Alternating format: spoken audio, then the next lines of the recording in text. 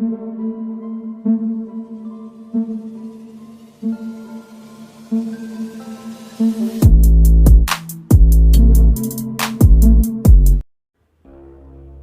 दोस्तों, scary story official में आप सबका स्वागत है।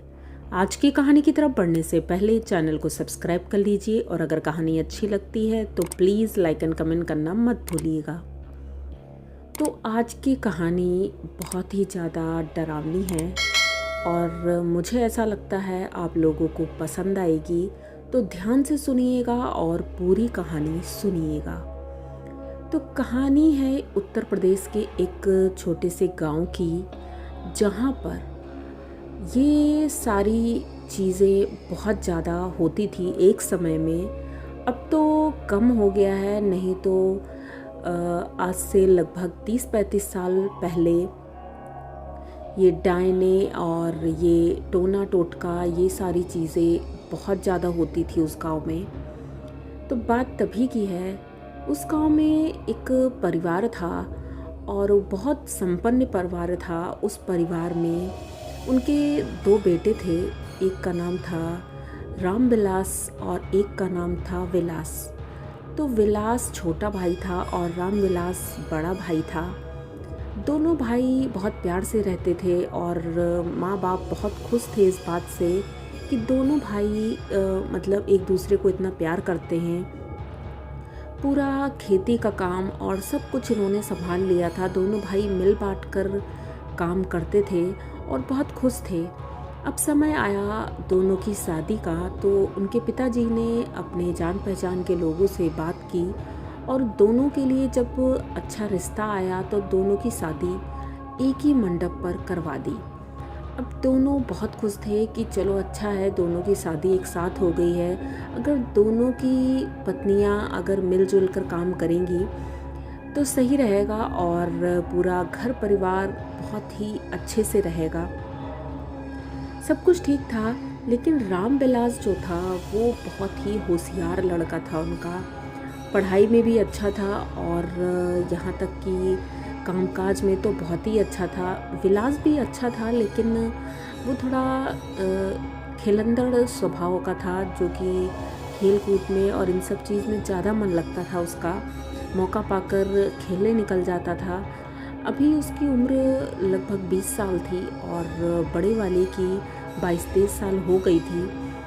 तो इतनी कम उम्र में ही रामविलास बहुत ज़्यादा मतलब अपना नाम बना चुका था पूरे गांव में। अब दोनों की पत्नियां आती हैं। रामविलास की पत्नी का नाम कमला था और विलास की पत्नी का नाम केतकी था। केतकी देखने में बहुत ही खूबसूरत थी और कमला भी सुंदर थी और सब कुछ वो भी ही अपने पति की तरह बहुत ही समझदार और हर काम में निपुण थी। घर वाले बहुत खुश थे दोनों बहुओं को पाकर। पर केतकी के मन में हमेशा एक बात रहती थी कि सास ससुर कमला को ज़्यादा प्यार करते हैं और मुझे कम करते हैं, क्योंकि उन्हें ऐसा महसूस होता था कि कमला बहुत खुश रहती है, उसका पति भी बहुत अच्छा है जो कि काम करता है, पैसे भी लाता है। पर विलास वैसा नहीं था। विलास केतकी को समझाता था कि अरे धीरे धीरे सब ठीक हो जाएगा, लेकिन केतकी को ये सारी बातें नहीं समझ में आती थी। एक दिन केतकी अपने मायके गई थी और मायके से जब वो आई, उसके बाद से उसके हाव भाव एकदम बदलने लगे थे। घर में पिताजी की तबीयत खराब हो गई। अब रामविलास तो उन्हीं की देख रेख में लगा रहता था कि दिन रात पिताजी को अचानक क्या हो गया, हॉस्पिटल ले जाना घर में। अब उनकी हालत इतनी ख़राब हो गई कि हॉस्पिटल में एडमिट करना पड़ा। उसके बाद भी उन्हें बचाया नहीं जा सका। अब घर टूट गया था एक तरह से, क्योंकि पिताजी नहीं थे, वही सब कुछ देखने वाले थे। दोनों भाई बहुत रोए, बहुत दुखी थे, लेकिन अब सारी जिम्मेदारी रामविलास पे आ गई थी। विलास भी बहुत हेल्प करता था, लेकिन एक दिन अचानक रामविलास को पता नहीं क्या हुआ कि उसकी तबीयत भी ख़राब होने लगी। तो उसे लेकर के कमला हॉस्पिटल गई, विलास भी गया, लेकिन डॉक्टर को कुछ समझ में नहीं आ रहा था आखिर इनको क्या हो रहा है। पहली नज़र में तो ये समझ में आया कि हार्ट अटैक हुआ है, लेकिन ऐसा कोई रीज़न नहीं था जिस वजह से हार्ट अटैक हो। उस टाइम पे वैसे भी लोगों का खान पान और स्वास्थ्य अच्छा रहता था, तो इतनी कम उम्र में हार्ट अटैक होना बहुत बड़ी बात थी। डॉक्टर ने मेडिसिन लिखी और उसके बाद रेस्ट के लिए बोल दिया। अब रामविलास भी घर में पड़े रहते थे। अब विलास बहुत काम करता था, इस वजह से केतकी बहुत खुश रहने लगी थी। कमला ये चीज़ देख रही थी कि केतकी आजकल बहुत खुश है जब से पिताजी नहीं रहे हैं, पर ये खुश क्यों रह रही है जबकि हमारे घर में तो इस समय दुखों का पहाड़ टूट पड़ा है। एक दिन रात में घर का मेन दरवाज़ा खुलने की आवाज़ आती है, तो कमला उठकर बाहर देखने की कोशिश कर रही थी। तभी देखती है केतकी रात को घर से बाहर जा रही है, तो कमला उसका पीछा करती है और पीछा करते करते वो पहुंच जाती है एक शमशान घाट में। वो देखती है कि केतकी शमशान घाट में गई है और वहाँ पर वो चौक बनाकर कुछ पूजा कर रही है। उसने कुछ पुतले से बना रखे हैं, उस पुतलों से वो पूजा कर रही है और किसी का आवाहन कर रही है। ये देख करके कमला एकदम डर जाती है और समझ जाती है कि ये कुछ सही नहीं है। वो तुरंत वापस आती है। अब किसको बताए किसको ना बताए उसे समझ में नहीं आ रहा था। थोड़ी देर बाद केतकी आती है और केतकी अपने रूम में जाकर सो जाती है। दूसरे दिन रामविलास की तबीयत बहुत ख़राब हो जाती है और वो हॉस्पिटल में एडमिट रहते हैं। तभी उन्हें ऐसा महसूस होता है उनके बेड के पीछे कोई खड़ा है।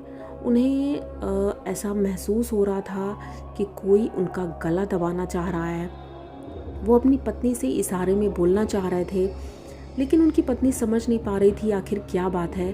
पर वो इतना समझ गई थी कि मेरे पति के ऊपर कुछ ना कुछ ऊपरी चक्कर है। तो वो अपने मायके फ़ोन करती है और अपने भाइयों से बोलती है कि ऐसी ऐसी बात है, तुम कुछ करो। तो उनके भाई एक तांत्रिक को लेकर आते हैं और हॉस्पिटल में ही वो तांत्रिक जब पहुंचते हैं तो उसके बेड के पास पहुंचते ही समझ जाते हैं। तुरंत कमला को बाहर बुलाते हैं और बोलते हैं तुम्हारे पति के ऊपर किसी डायन का साया है। उस डायन ने इतना बुरी तरह से किया है उसको कि अब इसे बचाना तो मुश्किल है। तो कमला कहती है मेरे पति ने किसी का क्या बिगाड़ा है जो कोई ऐसा करेगा। तो उन्होंने बताया ये इन्होंने कुछ बिगाड़ा नहीं है किसी का, लेकिन कुछ लोग होते हैं जो ये देख नहीं सकते हैं कि कोई कितना संपन्न है, किसी के पास ज़्यादा पैसे हैं, तो वो उसे बर्दाश्त नहीं होता है और अपने से नीचे गिराना चाहते हैं, तो वही ये काम करते हैं। अब तुम्हें भी क्या पता है कि ऐसा कोई है जो ऐसा काम करता हो, क्योंकि ये कोई डायन का काम है, वही ये सब कर रही है। अब कमला को शक तो था लेकिन वो कुछ कहना नहीं चाह रही थी क्योंकि घर की बात थी। तो उसने उस वक्त तो उनसे कुछ नहीं कहा, लेकिन अपनी सासू माँ से उसने सारी बात बताई कि माँ केतकी रात में कहीं जाती है। ये अपनी माँ को बता ही रही थी। उसी के दूसरे दिन उनकी माँ ने अभी मतलब पूरी बात पर विश्वास नहीं किया। उसने कहा ऐसा नहीं हो सकता है। लेकिन दूसरे दिन केतकी की माँ आ गई। माँ घर आई, उसके बाद घर का माहौल तो बिल्कुल बदल ही गया था। घर में अजीब अजीब सी किसी के हंसने की आवाज़ें, किसी के रोने की आवाज़ें, ऐसा मालूम पड़ता था घर में बहुत लोग हैं। और ये चीज़ें अब बर्दाश्त से बाहर थी। विलास भी कुछ समझ नहीं पा रहा था और कमला जानती थी लेकिन उसकी बात पर कोई यकीन नहीं कर रहा था। उधर रामविलास हॉस्पिटल में था। घर एकदम बिखर सा गया था, किसी को कुछ समझ में नहीं आ रहा था क्या हो रहा है। तभी दूसरे दिन वो तांत्रिक घर आते हैं और घर आते ही वो बता देते हैं कि घर का ही कोई इंसान है जो ये सब कर रहा है। उसी रात तांत्रिक उस शमशान घाट में गए थे क्योंकि वो भी उसी गांव के ही थे। उन्होंने देखा कि केतकी वहाँ पर पूजा कर रही है। उन्होंने जाते ही उसे दूर से ही आवाज़ दी और बोला तुम कौन हो और यहाँ क्या कर रही हो। केतकी उठकर खड़ी होती है और बोलती है कि मेरी पूजा तुमने भंग की है, अब इसका भुगतान तुम्हें करना पड़ेगा। तो वो तांत्रिक बोलते हैं कि तुम मेरा कुछ बिगाड़ नहीं सकती हो, लेकिन मैं तुम्हारा बहुत बिगाड़ सकता हूँ। तुमने ये सब क्यों किया। तो केतकी कहती है वो मैं तुम्हें नहीं बता सकती हूँ, उसका कारण है, लेकिन तुम मेरे रास्ते से हट जाओ। तो वो तांत्रिक उसकी नहीं सुनता है और वहीं पर वो कुछ पूजा करने लगता है, जिसके बाद केतकी वहाँ से उठकर चली जाती है। लेकिन अब केतकी बहुत ज़्यादा उग्र हो गई थी। वो एक गांव में एक झोपड़ी बनी थी, उस झोपड़ी में जाकर वो पूजा करने लगी और वहीं पर वो पता नहीं क्या पूजा कर रही थी, किसी को कुछ समझ में नहीं आ रहा था, जिस वजह से घर में अब रात में नहीं दिन में भी किसी को सुकून नहीं था, क्योंकि ऐसा मालूम पड़ता था घर में कोई ना कोई है। अब घर में सिर्फ उनकी सासू माँ रहती थी। अक्सर उन्हें ऐसा महसूस होता था कि कमरों से कोई ना कोई आवाज़ आ रही है, कोई इधर से निकल कर जा रहा है, कोई उधर से निकल कर जा रहा है। वो बहुत ज़्यादा डरी सहमी उस घर में रहती थी। कमला का ज़्यादातर वक्त हॉस्पिटल में बीतता था और विलास अपने काम काज में लगा था, क्योंकि भैया बीमार थे तो काम काज उसे ही देखना पड़ता था। अब बहुत ज़्यादा मुश्किलें हो गई थी। केतकी के ऊपर विलास ज़्यादा ध्यान नहीं दे पा रहा था और केतकी जंगल में उस झोपड़ी में पूजा करती थी। ये बात गांव के लोगों को जब पता चली तो उन्होंने अब उस झोपड़ी को घेर लिया। कमला ने सबको पूरी बात बताई कि ऐसा ऐसा है, उसी ने मेरे पति के ऊपर कुछ न कुछ किया है, जिस वजह से मेरे पति हॉस्पिटल में है। गांव वालों ने उस झोपड़ी को घेर करके उसमें आग लगा दी। आग लगाने के बाद केतकी उस झोपड़ी में चिल्लाती रही, चीखती रही और जलकर उसी में मर गई। जब विलास को ये बात पता चली तो विलास पहले तो गुस्सा हुआ, लेकिन जब उसे पता चला पूरी सच्चाई तो उसने कुछ नहीं कहा और वो बहुत दुखी था कि उसकी वजह से आज उसके पिताजी और उसके भाई इस दुनिया में, पिताजी नहीं हैं और भाई अभी हॉस्पिटल में है। पर एक बहुत बुरी बात हुई, जब ये लोग हॉस्पिटल गए तो उन्हें खबर मिली कि रामविलास अब इस दुनिया में नहीं है। वो शायद कुछ कहना चाह रहे थे, डॉक्टर समझ नहीं पा रहे थे आखिर वो क्या कहना चाह रहे थे, लेकिन अंतिम समय में भी वो बहुत ज़्यादा दुखी थे, रो रहे थे। कमला अपने पति को नहीं बचा पाई थी, विलास भी इस बात से दुखी था। लेकिन कहते हैं ना, डायन का साया जिस घर में रहता है वो घर सुरक्षित नहीं होता है, क्योंकि डायन अपने बच्चों को तो छोड़ती नहीं है। फिर तो ये परिवार था।